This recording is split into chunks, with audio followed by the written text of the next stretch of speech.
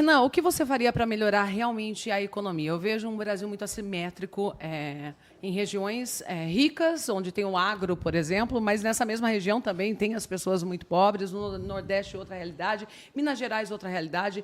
Em São Paulo, aqui, temos outra realidade. É um Brasil muito diferente, que a gente não consegue...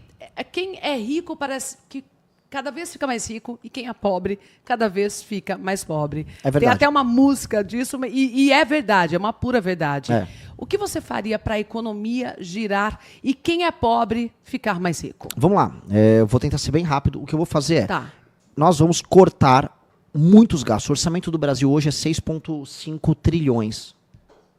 Tá? Ou seja, o gasto do orçamento brasileiro num ano é 6,5 tri. É muito dinheiro. Eu preciso economizar um pedaço desse dinheiro. Por quê? Porque esse dinheiro é muito mal gasto. E gasto como? Renúncia fiscal. Tem um monte de empresa no Brasil que não paga imposto e não quer pagar imposto porque o governo deixa não pagar imposto. Zona Franca de Manaus é isso. A gente gasta 50 bilhões com Zona Franca de Manaus. De emenda parlamentar, a gente gasta 65 bilhões. Tá? Ou seja, tem 100 bilhões só de Zona Franca de Manaus e emenda parlamentar. A gente tem gastos, fraudes no BPC, fraudes no Bolsa Família, gastos excessivos com penduricalho e supersalário do judiciário, que é o judiciário mais caro do mundo. A gente tem... há uma indexação, e a gente precisa ser mexida, do valor do salário mínimo com o valor do BPC, o que é incorreto, porque quem está trabalhando e tem um aumento de produtividade não pode ser refletido em quem não está trabalhando. Então, corrigindo essas distorções, eu vou economizar 250 bilhões por ano. Com esses 250 bilhões, eu começo a equilibrar as contas públicas. Equilibrando as contas públicas, ou seja, o Estado deixando de gastar tanto, os juros pode baixar. Os juros baixando, eu economizo mais de 300 bilhões, por aí, 50 bi para cada ponto da taxa Selic. Com isso, sobra muito dinheiro para eu cortar imposto, e aí as pessoas, como o dinheiro vai ficar mais barato que os juros baixou, as pessoas vão consumir mais. E aí eu vou fazer uma série de reformas que a gente chama de reformas microeconômicas. São reformas que deixam a nossa economia mais competitiva. Se você quiser abrir uma empresa, uma pequena fábrica, uma startup, se você quer abrir um comércio, vai ficar mais fácil. Se você quer contratar e demitir, vai ficar mais fácil.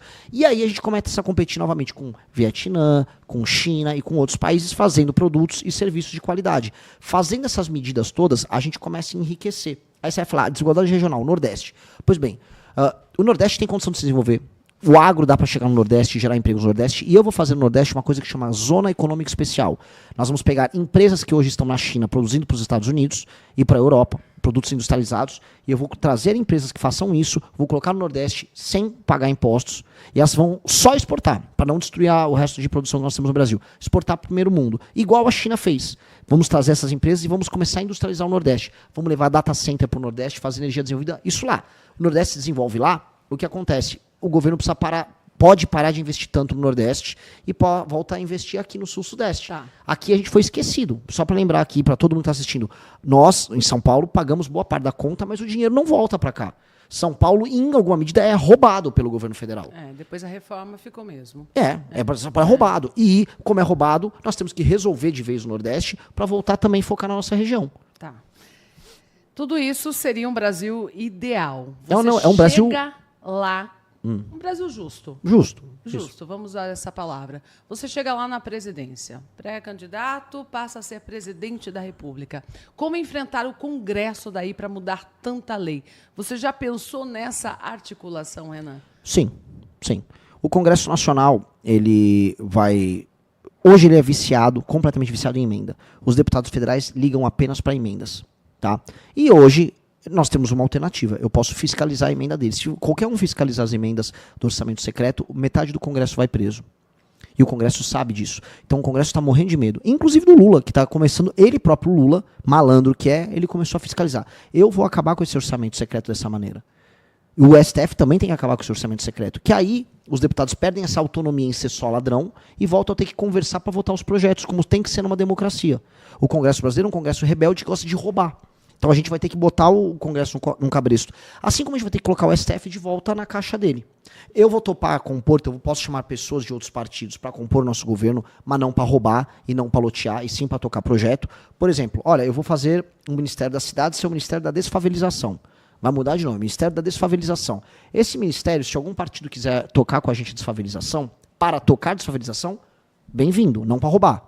Eu vou juntar o Ministério da Justiça com as áreas de segurança e nós vamos ter o Ministério da Guerra contra o Crime. Esse Ministério da Guerra contra o Crime, se algum partido quiser participar conosco, será bem-vindo.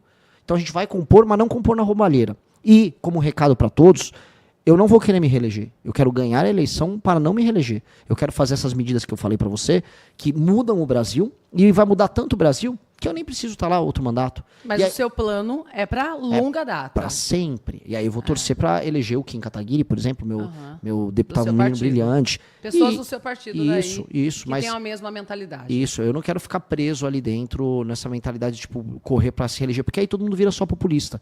Eu quero ser um presidente que vai fazer todas as medidas que vão fazer o Brasil ficar muito sério e entrar para a história como um cara que mudou de vez o Brasil.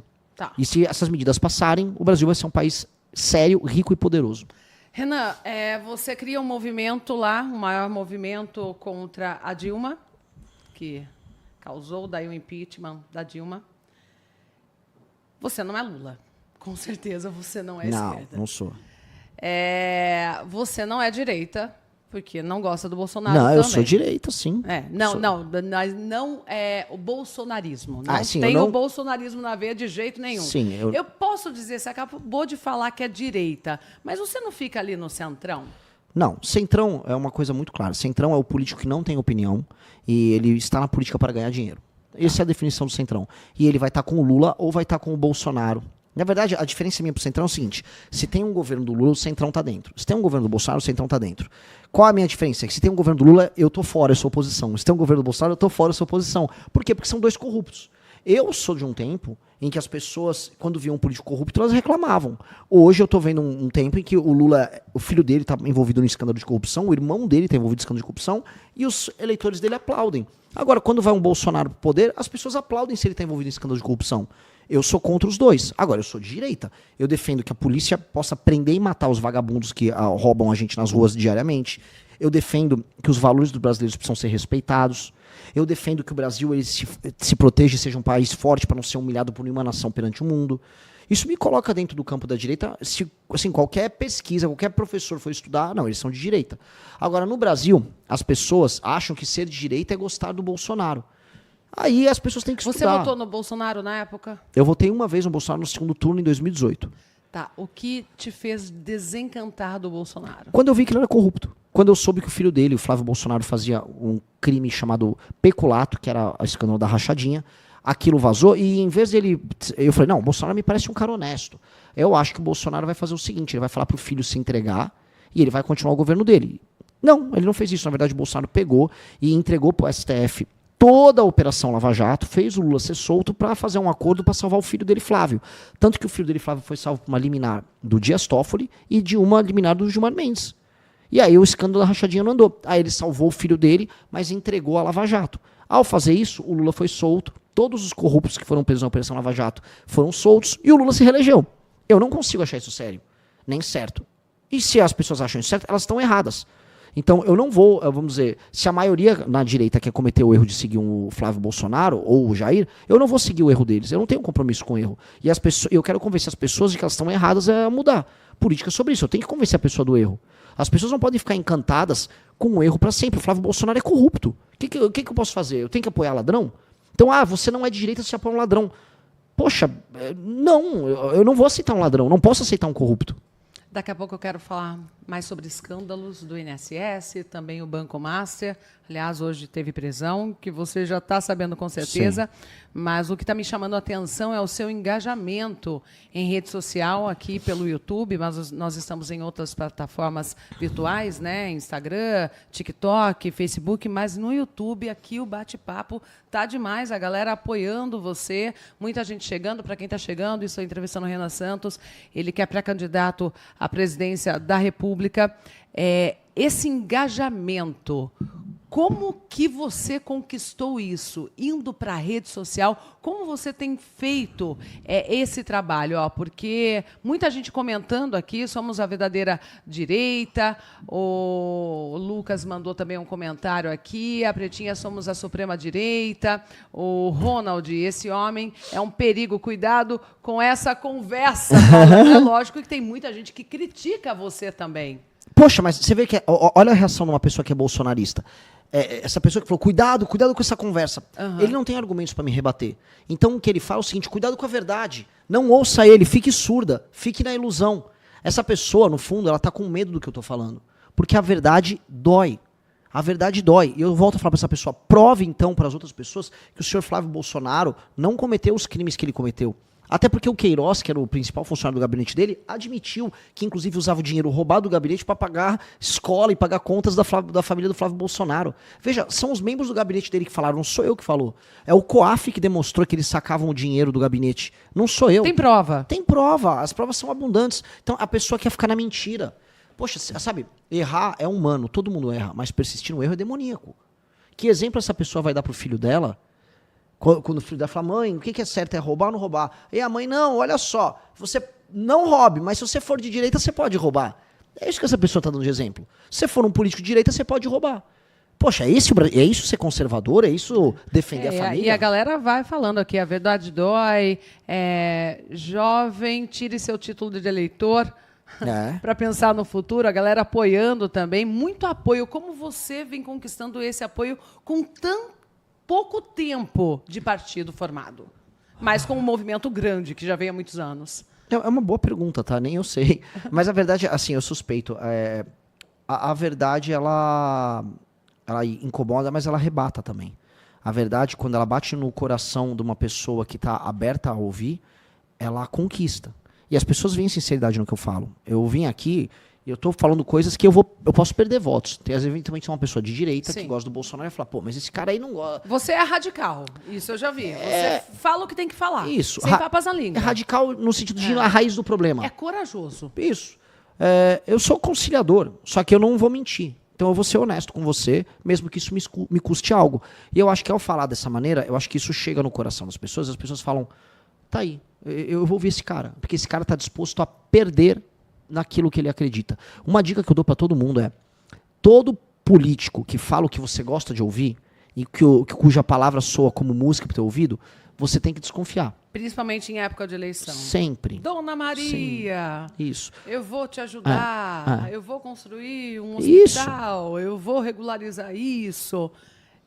Eu não caio mais nessa. Não pode cair. O político bom é o que vai virar e vai falar pra você uma coisa que você não gosta e ele vai sustentar isso pra você. E tem que ser honesto. E tem que ser honesto. Não dá pra fazer não isso. Não dá pra fazer, exato. Porque, por exemplo, o Lula fica dando coisa pros outros. Eu vou te dar agora um botijão de gás. Não, eu vou te dar energia. O Lula tá mentindo. Vou dar um exemplo como ele tá mentindo. O Lula tá dando botijão de gás e energia elétrica pras pessoas de graça. Nunca é de graça.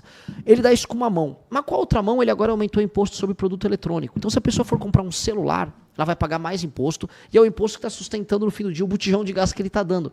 Ou seja, é tudo mentira. É dar com uma mão e tirar com a outra.